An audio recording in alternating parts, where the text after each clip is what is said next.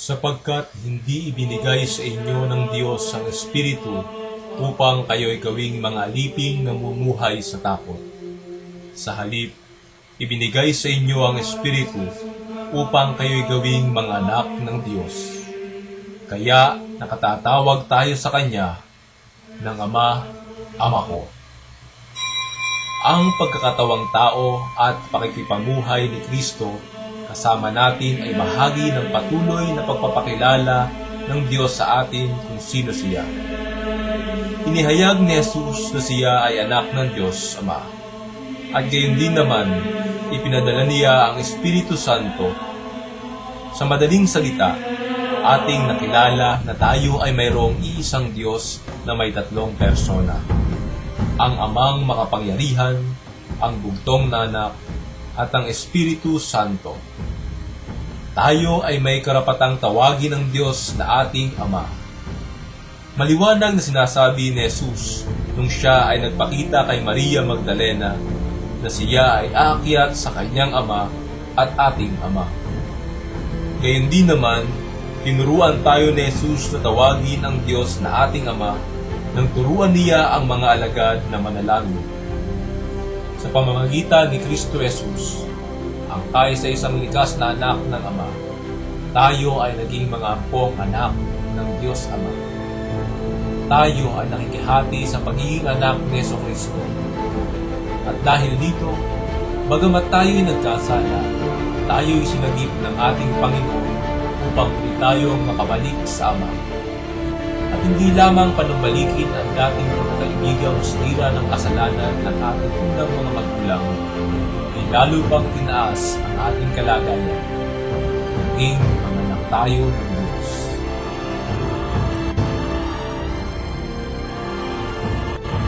Itinuturo ng Katesismo ng Simbahang Katolika na tayo ay pinalaya ni Kristo sa pamamagitan ng kanyang kamatayan. Sa kanyang pagkabuhay, tayo ay binigyang daan sa bagong buhay at tayo ay naging kapatid ni Kristo sa pamamagitan ng pag-aampon sa atin.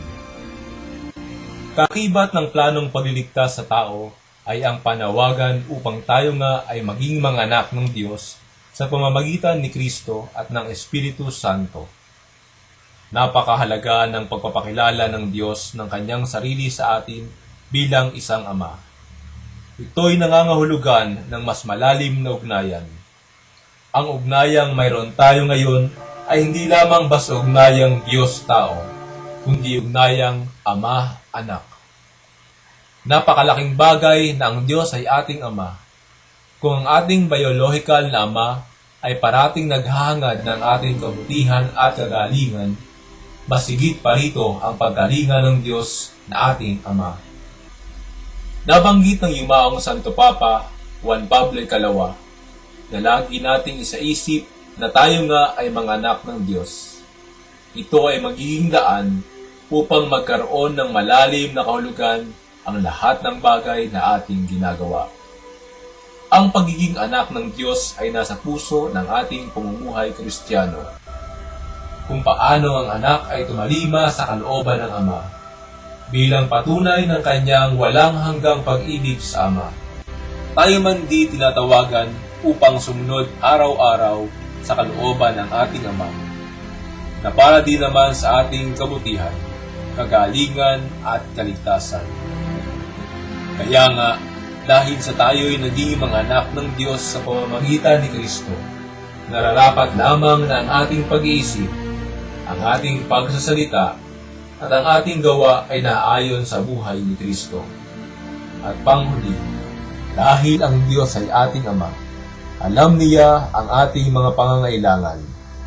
Patuloy lamang tayong tumawag at umasa sa Kanya, na katulad na isang batang walang ibang inaasahan kundi ang kanyang Ama. Sinabi ni Juan sa kanyang unang sulat, "Tingnan ninyo kung gaano kalaki ang pag-ibig sa atin ng Ama. Tinawag niya tayong mga anak ng Diyos, at yan nga ang totoo."